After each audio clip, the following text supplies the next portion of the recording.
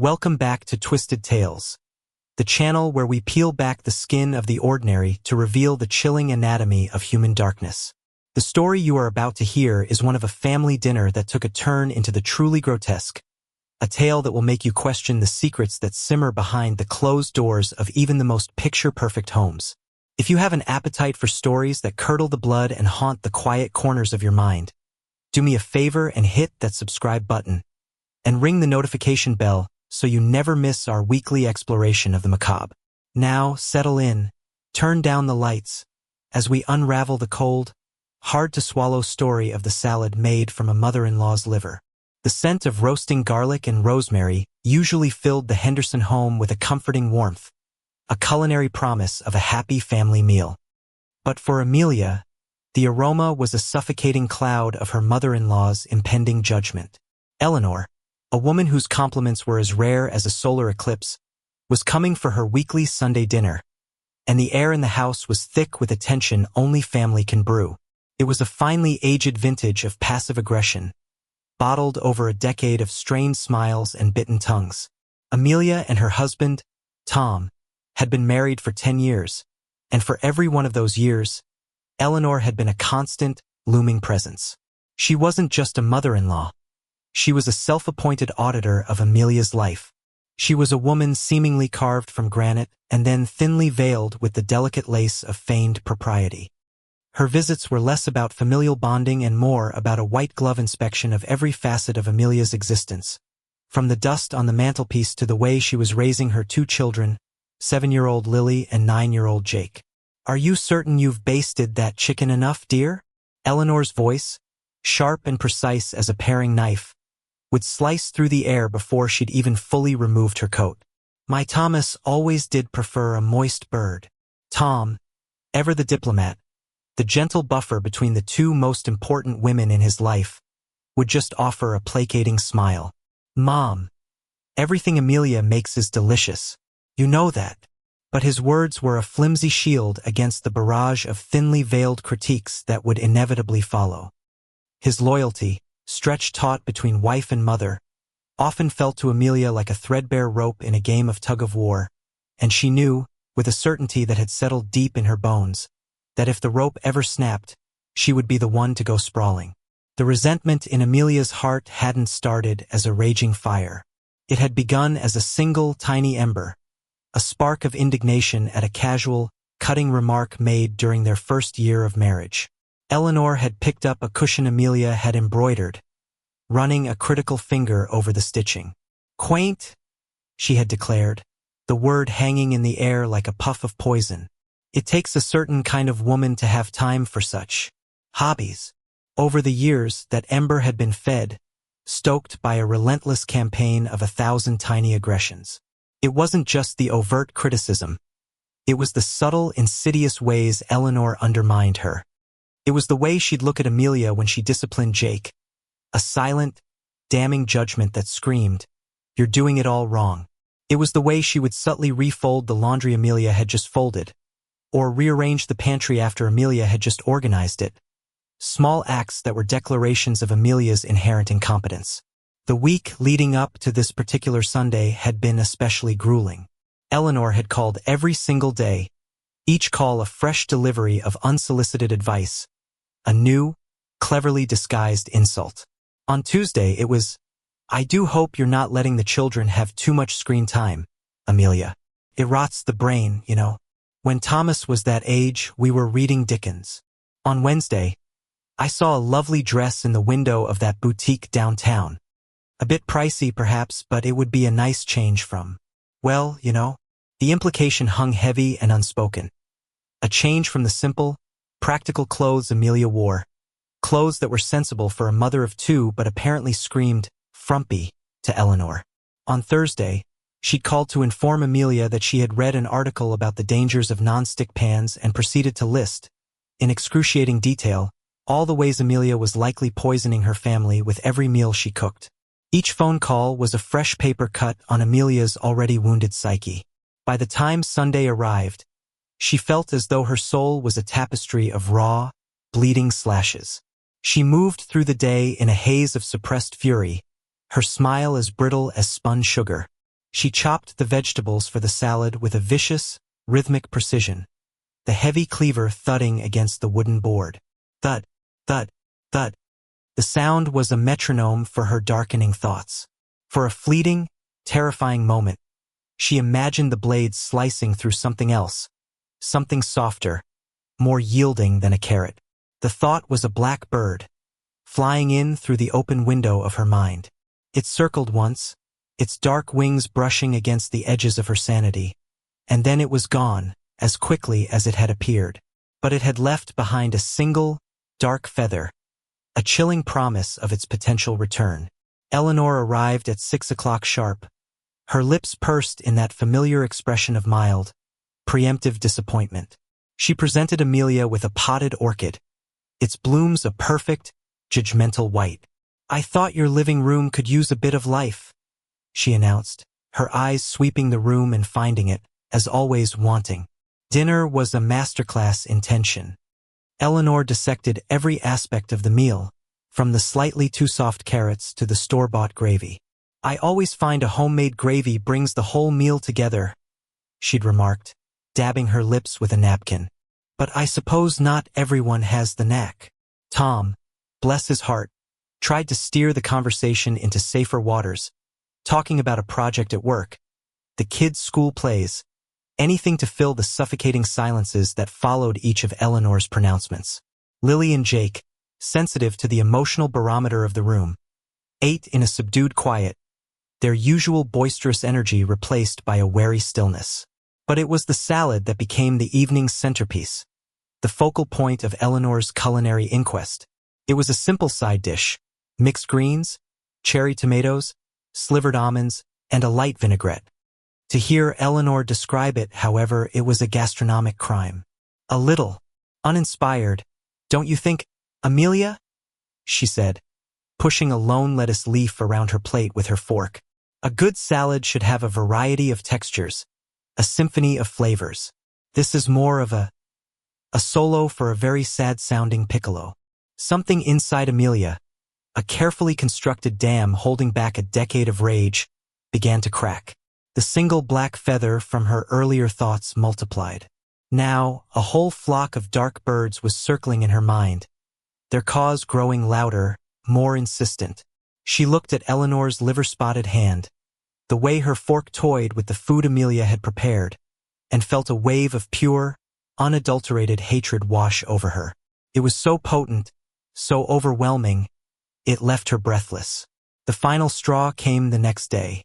Eleanor called, her voice shrill with manufactured panic. She had misplaced her expensive silk scarf, a gift from her late husband, and she was absolutely certain she had left it at the house. "I know how things can get. Misplaced with children around," she'd said, the accusation clear. "Could you just have a proper look for it, Amelia? It's irreplaceable." Amelia searched. She tore the house apart, her frustration mounting with every empty drawer and closet. She checked under sofa cushions, in the coat closet, even in the children's toy box. The scarf was nowhere. She called Eleanor back, her voice tight with strained patience, to tell her it wasn't there. "Well, it must be," Eleanor had insisted. "It didn't just walk away on its own. Perhaps you should try cleaning more thoroughly." That night, as Amelia stood in the silent kitchen, the house finally asleep, a strange and terrible calm descended upon her. The black birds in her mind stopped their frantic circling. They had landed, perched in a neat, ominous row inside her skull, their beady eyes fixed on a single monstrous idea. The idea was no longer a fleeting thought. It was a plan, fully formed, taking root in the fertile soil of her resentment. The recipe was coming together.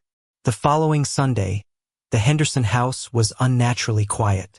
The familiar scent of roasting chicken was absent, replaced by the faint, cloying smell of bleach and a heavy, floral air freshener.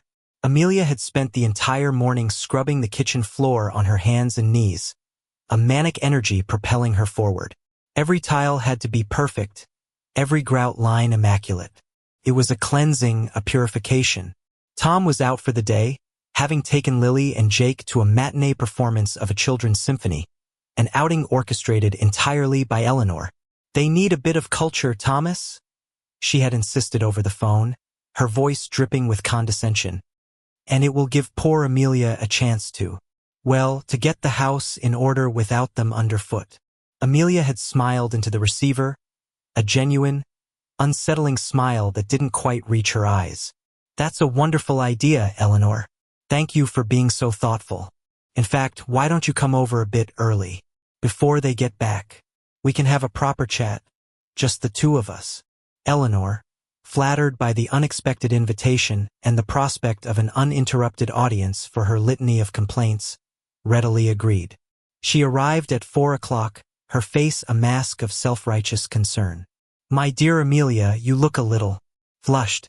Are you feeling quite well? Never better, Amelia had chirped, her voice a model of cheerful hospitality. She led Eleanor to the kitchen table, offering her a cup of tea. As Eleanor sat, lecturing her on the proper way to brew Earl Grey, the water must be just off the boil. The pot must be pre-warmed. Amelia moved behind her. Her movements were fluid, graceful, and utterly silent. The heavy cast-iron skillet in her hand felt perfectly balanced, a cold, solid extension of her will. There was no sound, save for the ticking of the kitchen clock and Eleanor's droning voice, which was abruptly cut short. Now, as the late afternoon sun cast long shadows across the gleaming kitchen floor, Amelia hummed a cheerful tune. She was preparing dinner. The main course was a simple pasta with a marinara sauce, a favorite of the children. But the salad was her masterpiece. She had spent hours on its meticulous preparation, her hands moving with the steady, detached precision of a surgeon. She had carefully washed the arugula and radicchio, their bitter leaves of vibrant canvas. She had sliced the cherry tomatoes into perfect halves, their red skins glistening like drops of blood.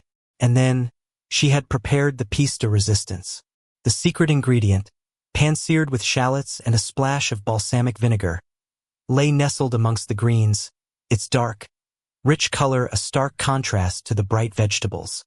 It had a unique texture, a firm yet tender quality she found surprisingly easy to work with. When Tom and the children returned, rosy-cheeked and chattering about violins and cellos, they walked into a scene of domestic bliss. The dining table was set with the best china. Candles were lit, and Amelia stood by the stove, the very picture of a devoted wife and mother. Wow, Mom, it smells different, Lily said, wrinkling her nose at the unusual, slightly metallic tang that lingered beneath the scent of garlic and tomato. It's a new recipe, sweetie, Amelia said, her voice as smooth as silk. A special family recipe. Tom, blissfully unaware of the afternoon's dark sacrament, kissed her on the cheek. You've outdone yourself, honey. This looks amazing. Where's Mom? Did she get tired of waiting? Oh, she had to leave early, Amelia said with a casual wave of her hand. A sudden headache. She said not to worry.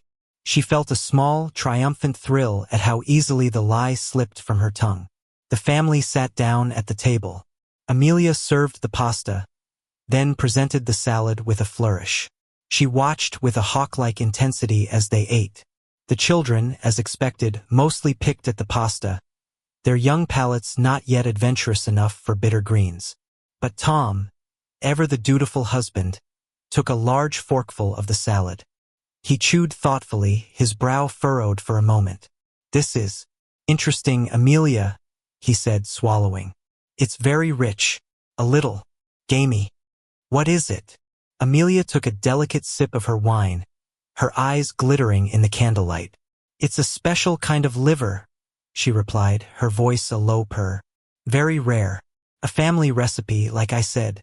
She watched as he took another bite, then another. She watched as Jake, encouraged by his father's example, cautiously tried a small piece. It's okay, I guess, he mumbled. Lily, ever the copycat, followed suit. And as her family consumed the truth she had so carefully prepared and disguised, a slow, triumphant smile spread across Amelia's face. The blackbirds in her mind were silent. They were finally fully fed. The house was quiet. The war was over. She had won. The days that followed were a strange, surreal dream for Amelia. She moved through her life with a newfound sense of lightness. The oppressive weight of Eleanor's judgment finally lifted from her shoulders. The house felt brighter, the air easier to breathe. For the first time in a decade, she felt like the true mistress of her own home. She laughed more freely with her children. She was more affectionate with Tom. She was, to all outward appearances, a woman reborn. But the secret she carried was a heavy, indigestible thing, and it began to fester in the quiet hours of the night. The nightmares started subtly at first, shadows in the corner of her room, the scent of floral air freshener clinging to her sheets. Then they grew more vivid. She dreamed of Eleanor's accusing eyes staring up at her from the bottom of her salad bowl. She saw the silk scarf, no longer lost, but wrapped tightly around her own neck, choking her. She would wake up gasping, her heart pounding a frantic rhythm against her ribs, the metallic taste of what she'd done lingering on her tongue. Tom noticed the change in her, though he misinterpreted its source. Her mood swung wildly from giddy, almost manic happiness to a brooding, withdrawn silence. He attributed it to stress, to the complicated, fraught relationship with his mother. He assumed they'd had another terrible fight and that Eleanor was now giving them the silent treatment. He tried calling his mother several times over the next few days, but each call went straight to her voicemail. Still angry about that scarf, I guess, he'd sigh to Amelia. You know how she can be. She'll hold a grudge until the bitter end. The irony of his words was lost on him. He decided to give her a few more days to cool off before driving over to her house to apologize in person, to once again play the role of the peacemaker. It was Lily who unknowingly tugged at the first thread of Amelia's carefully woven deception. She was playing in the backyard, digging for treasure near her mother's prize-winning rose bushes. Her small shovel hit something soft. Curious, she pulled it out. It was a small, muddy piece of fabric, patterned with faded paisleys. She ran inside, holding it up for her father to see. Look, Daddy, she announced proudly. I found treasure. It's Grandma's scarf. Tom took the soiled piece of silk from his daughter's hand. A cold dread, heavy and sickening, began to pool in his stomach. He recognized it instantly. But why was it buried in their garden? He looked at Amelia, who had gone pale, her cheerful smile frozen on her face. I must have dropped it when I was gardening, she stammered, her voice a fraction too high. I'll wash it for her.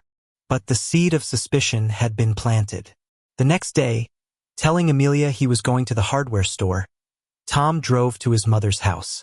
The unease grew into full-blown panic as he pulled into the driveway. A pile of newspapers lay on the porch, and the mailbox was overflowing. A neighbor, an elderly woman who was watering her petunias, called out to him. Tom, so good to see you. We were starting to get worried. Haven't seen hide nor hair of your mother in nearly a week. It's not like her to miss her bridge club. His heart hammering, Tom used his emergency key to let himself in. Mom, he called out, his voice echoing in the stale, silent air. The house was unnaturally tidy, a testament to Eleanor's meticulous nature, but it felt cold, abandoned. He walked through the rooms, a terrible certainty growing with each step. He found no sign of her. But in her bedroom, on the nightstand, he found her purse. Her keys, her wallet, her reading glasses, all the things she never left the house without were inside. Eleanor was gone. But her car was still in the garage, and all her essentials were here.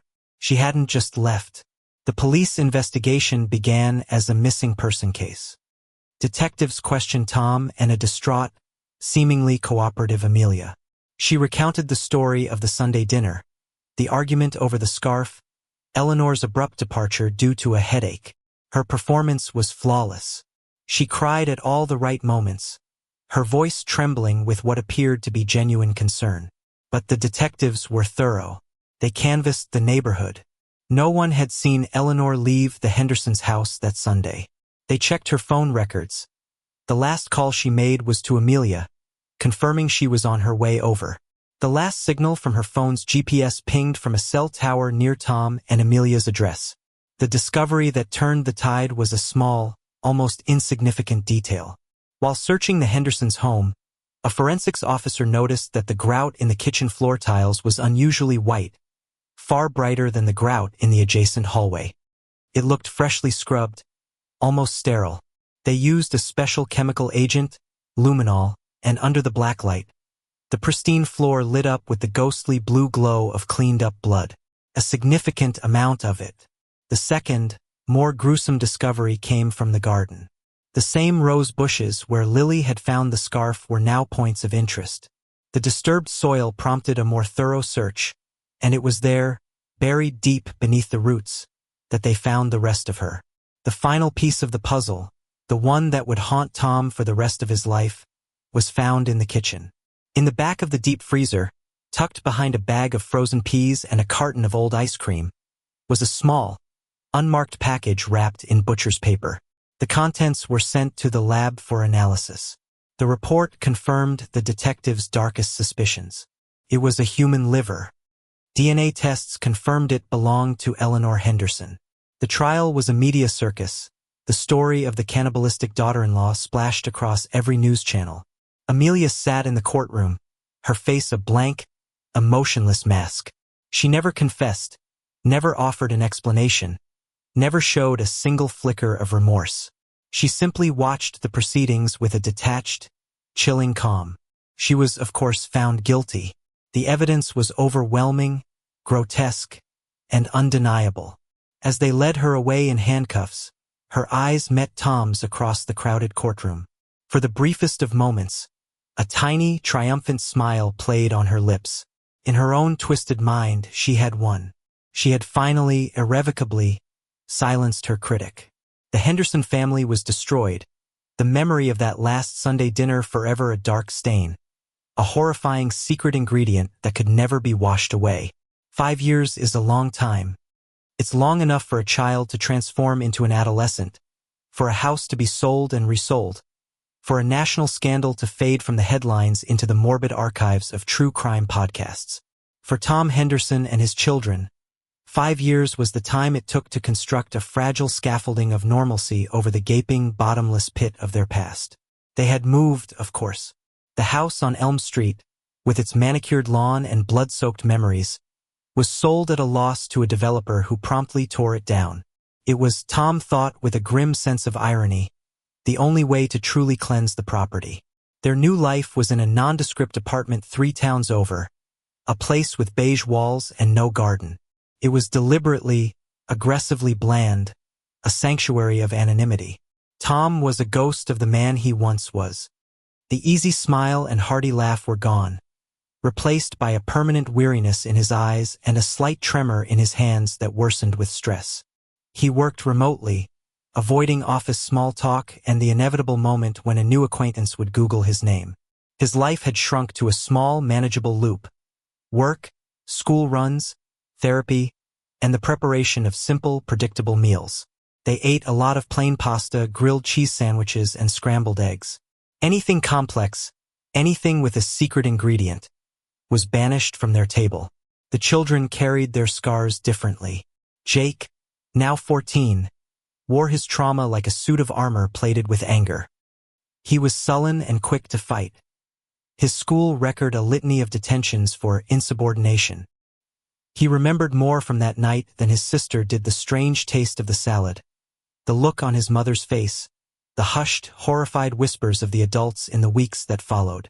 He had built a wall around his heart, and the only emotion that could seem to escape was rage. He rarely spoke of his mother, and when he did, he only ever referred to her as that woman. Lily, at 12, had turned inward. The horror had planted itself deep inside her and grown into a thorny bush of anxiety. She was a quiet, watchful child who startled at loud noises and had recurring nightmares about dark birds with sharp beaks. She didn't have the clear, sharp memories that tormented her brother, only a formless, visceral dread. She had developed a particular and unshakable aversion to salads. The sight of a bowl of mixed greens could make her physically ill.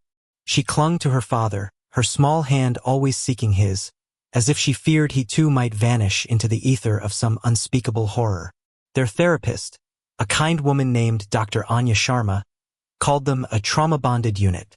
They orbited each other in a silent, gravitational pull of shared history, each careful not to disturb the other's fragile peace. They never, ever spoke of the final Sunday dinner.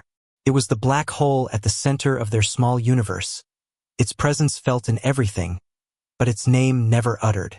This precarious equilibrium was shattered on a Tuesday afternoon in October. The mail arrived, and amongst the bills and junk mail was a single, crisp white envelope. There was no return address, but the postmark was from the Bedford Hills Correctional Facility for Women. Tom's heart seized. It was the first time in 5 years. The first contact. His hands trembled as he slit the envelope open with a kitchen knife. The handwriting inside was elegant and familiar, the loops and curls a perfect, mocking imitation of sanity. My dearest Tom, I hope this letter finds you well. I know it has been a long time. The days are very quiet here, and it gives one a great deal of time to think. I spend my hours in the library mostly, and in the garden. Did you know they have a lovely little herb garden? It reminds me, in a way, of our old home. I think of you and the children every day. I close my eyes and I can see Jake's serious face and Lily's sweet smile. I pray you are all happy. I have found a sort of peace here, a quiet acceptance. My life is one of routine and reflection. I have come to understand so much about myself, about the pressures that can make a woman do regrettable things. Please tell the children I love them. Tell them their mother thinks of them always. I was remembering the other day that lovely vinaigrette I used to make, the one with the hint of Dijon and balsamic. It was always your favorite. Yours, always. Amelia. The letter fell from Tom's nerveless fingers. It wasn't the words of love or the feigned remorse. It was the last line. The vinaigrette. A calculated, psychopathic jab disguised as a fond memory. It was the dressing she had used to mask the taste of his mother's liver. He stumbled to the sink, his stomach heaving. The aftertaste, a phantom sensation he had fought for 5 years, returned with a vengeance. It was coppery and rich, the flavor of absolute horror. He gagged, splashing cold water on his face, his reflection in the mirror a mask of sheer terror. What's that? Tom spun around. Jake was standing in the kitchen doorway, his school backpack slung over one shoulder. His eyes were fixed on the letter lying on the floor. Before Tom could stop him, Jake snatched it up. His face darkened as he read, his knuckles turning white as he crumpled the paper in his fist. She thinks about us? He spat, the words dripping with venom. She writes to you about a salad dressing? Are you writing to her? Is that what this is? No, Jake, of course not. This is the first. I don't care, Jake shouted, his voice cracking with a pain that was deeper than just anger. You should have burned it. Why are you even reading it? Do you miss her? Don't be ridiculous, Tom said, his own voice rising, frayed by panic. She's a monster. She fed us. She fed us Grandma. The forbidden words were finally spoken, screamed into the beige neutrality of their safe apartment. They hung in the air, heavy and poisonous. From the hallway, a small, choked sob was heard. Lily stood there, her face ashen, her eyes wide with a dawning, terrible comprehension. The formless dread that had haunted her for years was finally taking shape, solidifying around her brother's raw, brutal words. She looked from her furious brother to her horrified father, and the fragile scaffolding of her world disintegrated. She let out a wail of pure, unadulterated grief and fled to her room, slamming the door. The sound of the slam broke the spell. The anger drained from Jake's face, replaced by a look of horrified regret. Tom felt the floor drop out from beneath him. In trying to protect them from the truth, he had only left them vulnerable to its eventual violent eruption. He took a deep, shuddering breath. He walked over to Jake, who stood frozen, the crumpled letter still clutched in his hand. Tom placed a hand on his son's shoulder. Give it to me, he said softly. Jake relinquished the letter. Tom didn't read it again. He walked to the stove, turned on one of the gas burners, and held the corner of the letter to the small blue flame. The three of them watched it burn. Jake stood beside him, and after a moment, Lily emerged from her room, her face tear-streaked, and crept into the kitchen to stand on Tom's other side. They watched as Amelia's elegant script blackened and curled into ash. They watched until the last word, the last memory of a vinaigrette, was utterly consumed by fire. When it was done, Tom turned off the flame. He wrapped his arms around his two children, pulling them close. They stood there for a long time in the darkening kitchen, a broken but resilient trinity, huddled together in the ruins. The black hole was still there, but for the first time they were looking into it together. The silence was no longer about avoidance. It was the quiet beginning of a long, painful, but shared path forward. The aftertaste was still there, and perhaps it always would be, but it was no longer a secret they had to swallow alone.